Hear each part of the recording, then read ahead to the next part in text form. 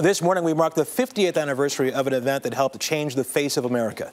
In 1961, a group of college students took to the road to try to get the Jim Crow law changed. Of course, those are the laws that kept the South and beyond segregated.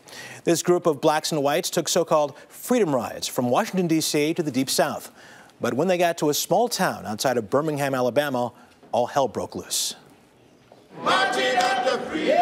It was 50 years ago.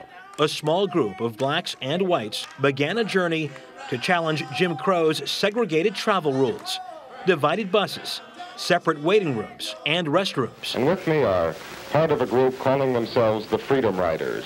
The first 13 set out in two buses from Washington, D.C., heading south.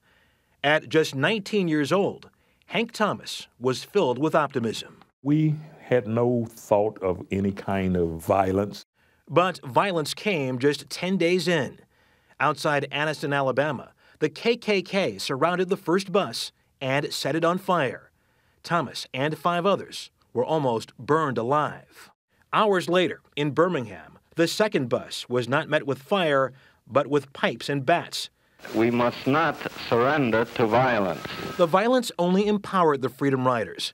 Over the next 7 months, more than 400 others joined the cause, and it paid off.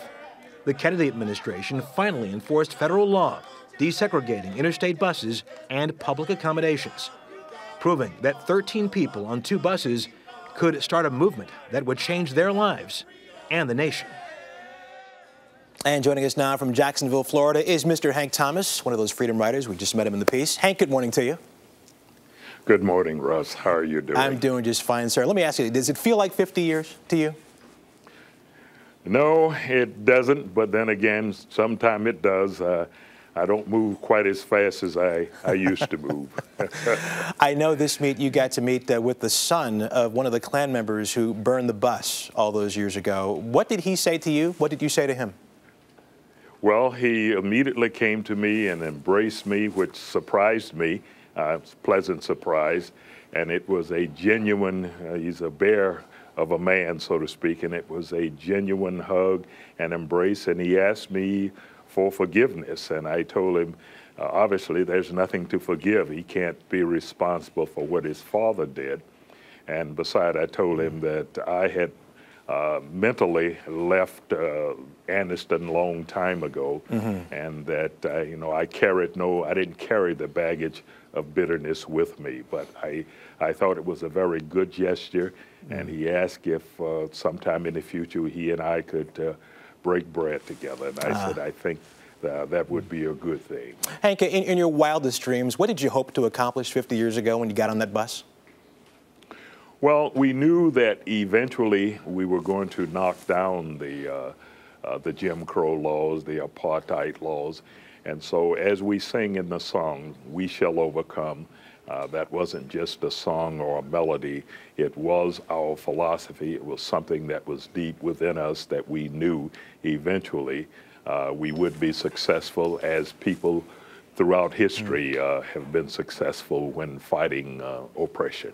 Hank, you're now a very successful businessman. When you look back on what you did 50 years ago, when you look at how things have changed, what are you most proud of?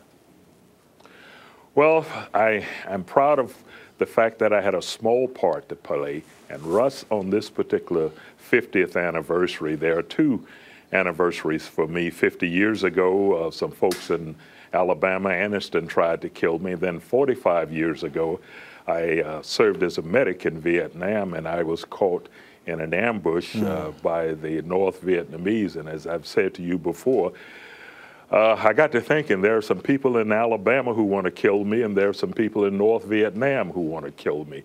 The people in Alabama wanted to kill me because of the color of my skin, and the people in North Vietnam wanted to kill me because of the color that I was wearing. Yes. But as I look back over that, I am so proud that I had a part to play in it, a small part. I have my daughter and my grandchildren with me, and I hope that in some ways their grandfathers made them proud. Okay, Hank. Hey, listen, thank you so much. We'll have more on Hank Thomas Night in the CBS Evening News. Hank, thank you for everything you did. I appreciate it. And I'll talk to you soon. Thank you very much, Russ. You take care. Bye-bye.